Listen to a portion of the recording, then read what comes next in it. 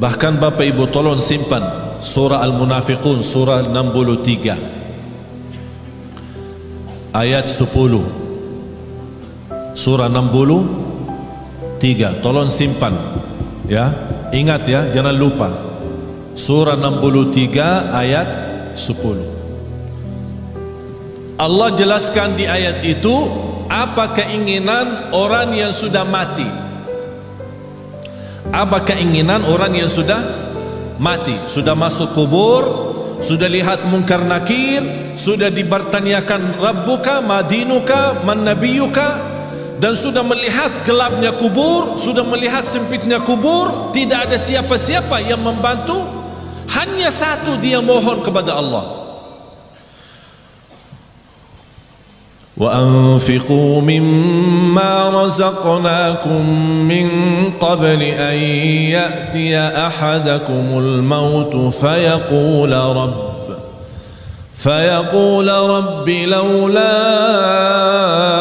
أخرتني إلى أجل قريب فأصدق وأكن من الصالحين. Ketika manusia menghadapi kematian dan bisa menyebutkan keinginannya dan cita-citanya, ya Allah, tundalah kematianku, ya Allah, kembalikanlah aku dari kubur supaya aku bisa bersedekah kembali. Bukan bisa salat malam, bukan bisa baca Quran, bukan bisa puasa Isnin Kamis, bukan bisa berbakti baik sama orang tua, bukan supaya saya bisa haji umrah, bukan saya bisa nikmati Ramadan. Semua itu baik, tapi satu yang dia sebutkan, supaya saya bisa bersedekah kembali. Kenapa? Ulama menjelaskan, kenapa orang yang menghadapi kematian dan masuk kubur ingin kembali ke dunia untuk hanya bisa bersedekah lagi? Karena dia sudah lihat begitu dahsyat pahala sedekah yang telah dia berikan. Oleh karena itu dia mengharap, ya Allah, kalau memang begini, tolong kembali lagi ke dunia, tundalah kematianku supaya harta yang saya masih simpan bisa saya habiskan di jalanmu. Allahu Akbar. Sedekah itu luar biasa. Bahkan saking indahnya sedekah itu, Allah berikan satu pintu khusus namanya babus sedekah di surga. Jadi ada orang punya kelebihan apa? Ini ada babus sedekah masuk. Seperti Sayyidina Uthman. Sayyidina Uthman ibn Affan yang terkaya. Tahu enggak Bapak Ibu, ada satu cerita barangkali Bapak Ibu pertama kali mendengar. Sampai sekarang jarak kita antara kita sama Sayyidina Uthman 1400 tahun. Sampai sekarang ada satu rekening di bank di kota Madinah atas nama Uthman ibn Affan radhiyallahu anhu. Sampai sekarang. Itu apa? Beliau kan orangnya dermawan, suka bersedekah. Di antara sedekahnya dia menwakafkan sumur air yang dimiliki oleh orang Yahudi. Orang Yahudi ketika di zaman Rasul, orang Muslim mau minum, dia jual mahal. Jadi orang yang mampu bisa beli, orang yang tidak mampu tidak bisa. Kata Sayyidina Uthman begini, satu hari saya bayar, satu hari saya bayar untuk umat Islam. Jangan tolak orang, biar apapun, seberapapun diambil, biarkan saja. Dan satu hari untuk kamu. Jadi kontrak. Satu hari buat saya, satu hari buat kamu. Tapi apa yang terjadi? Di hari giliran Sayyidina Uthman, orang Yahudi suka mensusahkan orang Islam untuk menambil air. Beralasan air hari ini kurang, air hari ini tidak lancar, air hari sumurnya tidak begitu penuh. Banyak macam alasan membuat orang merasa kesusahan. Dapat berita oleh Sayyidina Uthman ibn Affan radhiyallahu anhu, langsung datang ke orang Yahudi, saya tawarkan, saya mau beli sumur itu. Orang Yahudi cintaannya harta. Dia berkata, kalau berani ya saya bayar, saya jual mahal. mahal banget. Tapi karena Sayyidina Uthman radhiyallahu anhu tidak pernah menghitung-hitungan kalau saat di jalan Allah, berapapun harta, berapapun biayanya, saya yang beli. Begitu sudah jadi membeli sumur air itu, kata Sayyidina Uthman, ya Rabbi, saksikan sumur ini wakaf lillahi ta'ala sampai hari kiamat.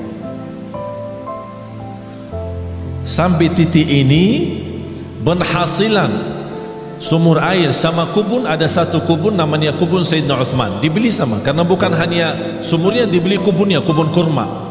Semua penjualan hasil kurma daripada airnya di mana-mana pun masuk rekening Sayyidina Uthman.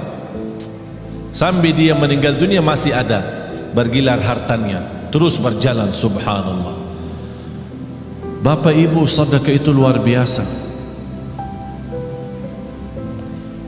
terjamin husnul khatimah dengan sedekah. Wallahi, tidak ada orang yang istiqamah dan cinta sedekah pasti dapat husnul khatimah. Selamat dari kecelakaan, selamat dari kematian buruk. Kalau kita bilang kecelakaan termasuk kebakaran, bahkan disebut dalam hadis selamat dari kematian mendadak. Karena salah satu ciri hari kiamat, akhir zaman, banyak meninggal dunia mendadak. Pas naik mobil meninggal, pas lagi makan meninggal, mendadak namanya. Supaya selamat dari mendadak, jangan sampai kita mati dalam keadaan buruk maupun mendadak, jagalah sedekah. Allah lindungi dari kematian mendadak, dari kematian buruk, dari kematian kecelakaan. Bahkan sedekah itu menjaminkan ridha Allah. Sedekah itu membadamkan kemurkaan Allah. Kalau Allah lagi murka sama kita, Allah marah sama kita, supaya Allah angkat kemarahannya lewat apa? Bukan haji, umrah, puasa, tidak ada, sedekah. Terjamin terhapus dosa kita lewati sedekah. Semua yang saya sebutkan ada lebih daripada 100 manfaat daripada sedekah. 100 manfaat. Bahkan sedekah itu bisa menjadi berkah bagi keturunan kita. Siapa yang ingin punya anak salih salihah, jagalah sedekah. Siapa yang ingin berbakti baik sama orang tua, walaupun orang tua sudah meninggal dunia, lewati sedekah. Oleh karena itu Bapak Ibu, setiap anda bersedekah dimanapun, tolong jangan lupa nawaitu untuk orang tua. Bahkan ada satu riwayat diceritakan ketika orang tua meninggal dunia, mereka dalam keadaan susah, dihantarkan oleh malaikat membawa cahaya kepada mereka. Begitu mereka melihat munculnya cahaya dari jauh, mereka membuka matanya dan memperhatikan, itu dari mana cahaya itu? Cahaya yang menenangkan. Malaikat menjawab, ini cahaya sedekah anakmu. Subhanallah. Bahkan sedekah termasuk salah satu amalan yang melindungi kita dari siksa kubur. Semua kita akan sama-sama masuk siksa kubur. Semua akan masuk kubur. Rumah kita yang baru, tahu nggak rumah yang baru? Belum ya? Belum pernah ke sana ya? Belum. Biasa kalau kita mau beli rumah, kita biasa survei kan? Survei, senang beli, tak senang cari yang lain kan? Kuburnya rumah kita yang baru, sudah disurvei belum? Survei. Harus tahu rumah saya yang baru di mana, posisi saya di mana nanti, tetangga saya siapa, apakah dekat jalan raya atau dekat mall. Tahu, harus tahu kuburnya di mana. Wallahi Bapak Ibu, salah satu yang membuat kita mudah bersedekah, kita ingat kubur rumah kita baru. Kita ingat. Kalau kita ingin, saya minta sekali aja. Biasanya kalau di Indonesia malam minggu libur, jadi orang-orang mengajak keluarga senang-senang, makan malam di mana gitu, berhiburan. Kalau di Surabaya kemana? Biasanya malam minggu ya, ke mall ya. Ya udah sekali-kali malam minggu di kubur. Ajak kena. Apalagi kubur di Indonesia sudah gelap. Gelap alami ya, bukan masuk ke dalam, di luar aja sudah gelap. Jadi enak, suasana enak. Duduk aja, tidak usah panjang lebar, duduk aja. Duduk. Apalagi kalau di samping kubur lagi terbuka, wow, luar biasa tuh. Biar bisa pandangannya enak. Subhanallah. Masa ini rumah saya ukurannya berapa sih? Ya boleh sekarang ketawa, boleh ketawa, tapi Allah saja yang maha tahu bagaimana keadaan kita nanti di dunia kubur. Oleh karena itu jamaah sekalian, wallahi hidup ini serius. Hidup ini sangat serius. Sudah habis waktunya bercanda, habis waktunya berketawa, habis waktunya untuk dunia saja. Dan banyak ciri-ciri, semakin banyak ciri hari kiamat, itu memberikan tanda hari kiamat semakin dekat. Bahkan yang lebih dekat adalah kematian. Tidak ada yang bisa jamin berapa sisa umur kita. Sekarang kalau saya bertanya, yakin hidup atau yakin mati? Bukan yakin hidup. Yakin mati daripada yakin hidup. Kenapa? Karena tidak ada yang bisa jamin hidup sampai besok. Tapi bagi orang yang bersedekah, kapanpun dijemput kematian, dia siap. Dan saya minta bukan sedekah yang biasa-biasa, tapi sedekah yang luar biasa. Jangan kita sedekah biasa tapi minta ya Allah berikan rezeki yang luar biasa. Harus kita juga adil.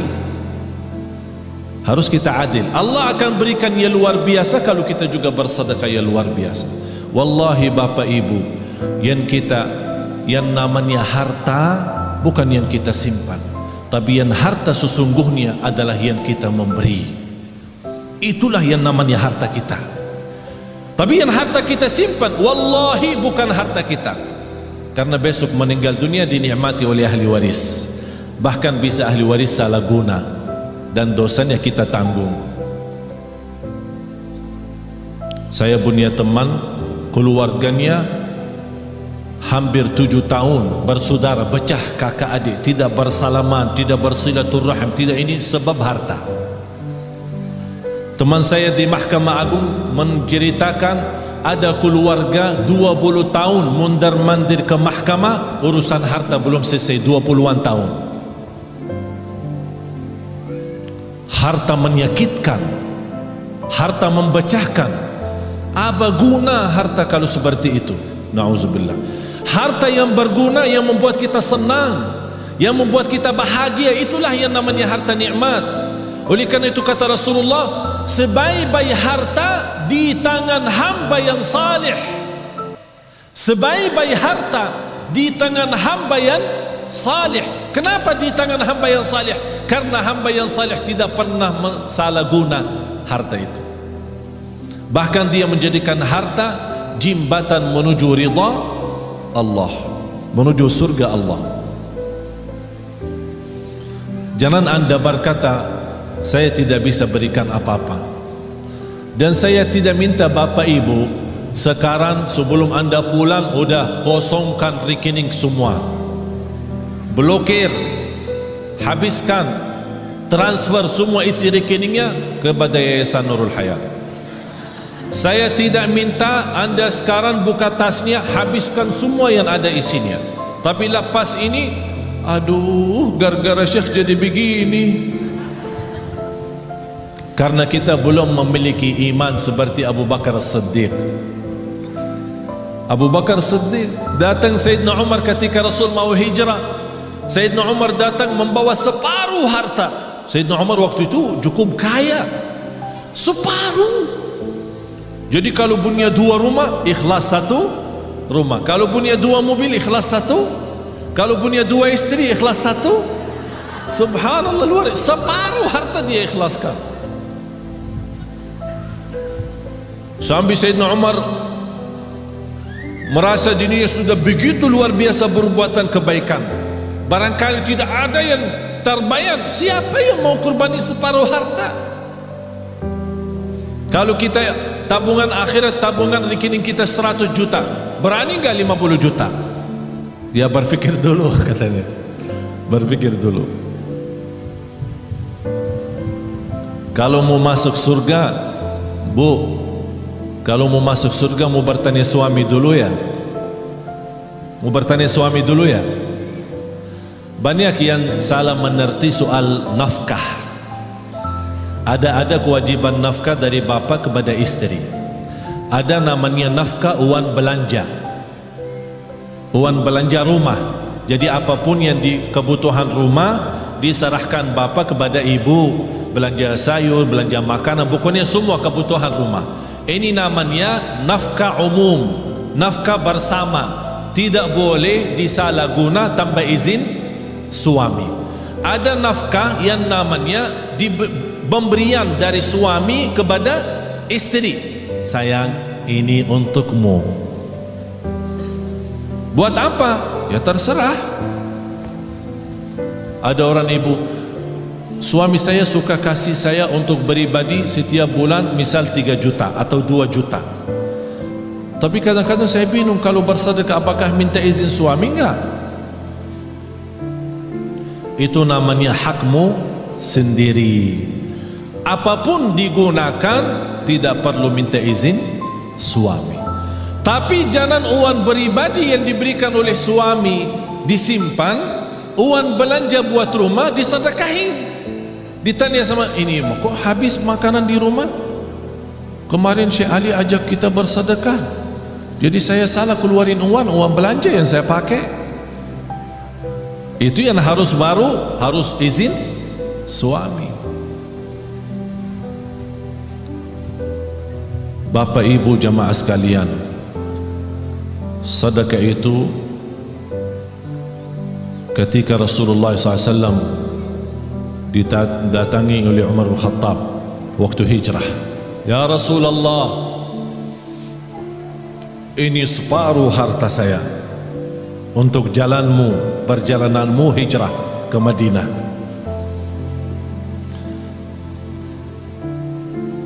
Rasulullah bertanya, apa yang kamu sisakan untuk keluargamu? Alhamdulillah masih tersisa separuh.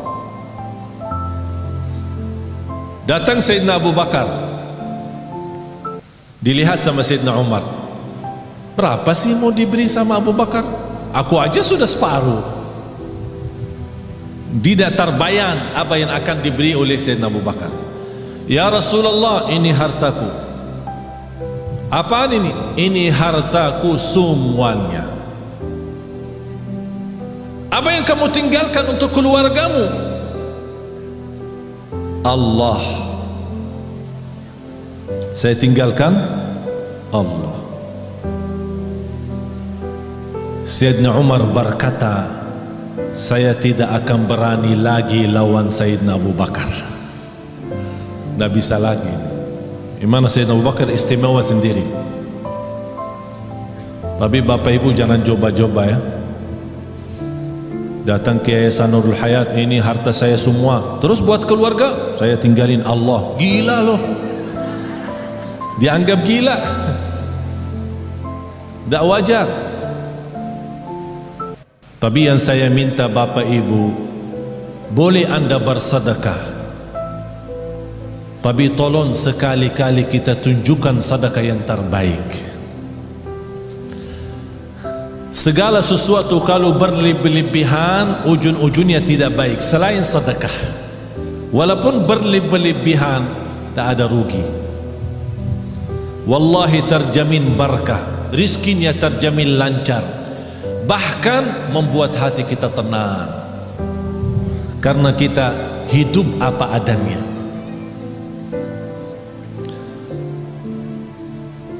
Ada satu amalan yang saya harap bapak ibu bisa amalkan. Dan sebenarnya saya selama di Indonesia, saya melihat gerakan zakat di Indonesia cukup luar biasa. Tapi Kenapa semakin banyak zakat mal tapi semakin bertambah kemiskinan? Padahal kalau kita lihat susunan rukun Islam, mulai syahadat, salat, zakat, puasa dan haji, terletak zakat di situ sebagai salah satu rukun Islam karena ujungnya untuk meningkatkan ekonomi umat.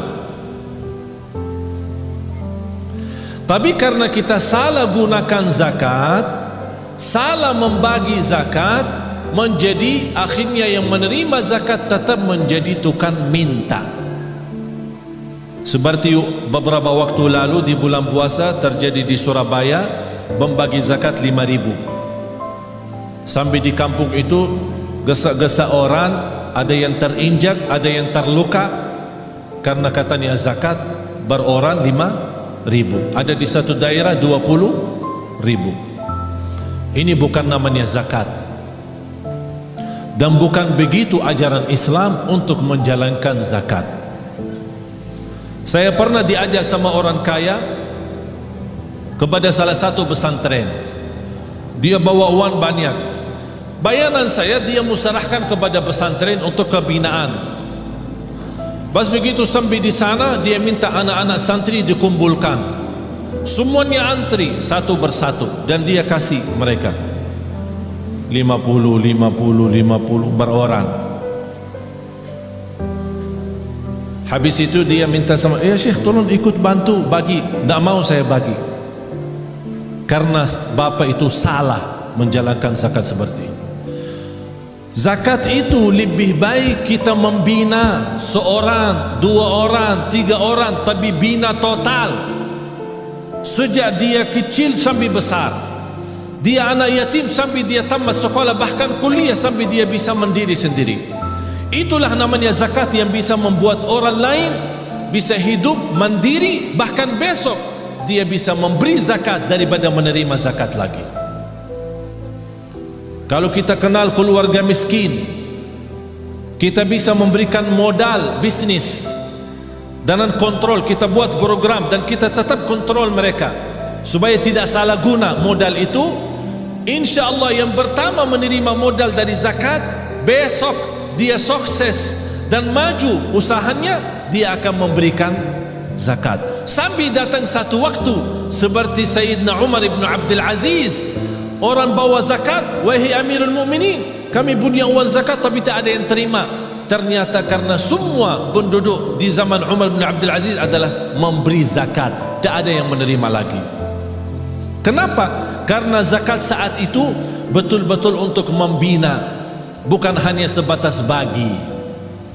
Oleh karena itu saya harap termasuk Yayasan Nurul Hayat tolong difikirkan bagaimana cara orang-orang yang kita lihat dia baik, salih, salihah, tapi dibutuhkan pimpinan, dibina mereka supaya mereka bisa berusaha sendiri, berbisnis sendiri, apapun yang mereka mampu, apa itu dalam jahitannya, apakah itu dalam masakan makanan, apa itu, apa saja kemampuan mereka, kita bisa support mereka dengan modal zakat.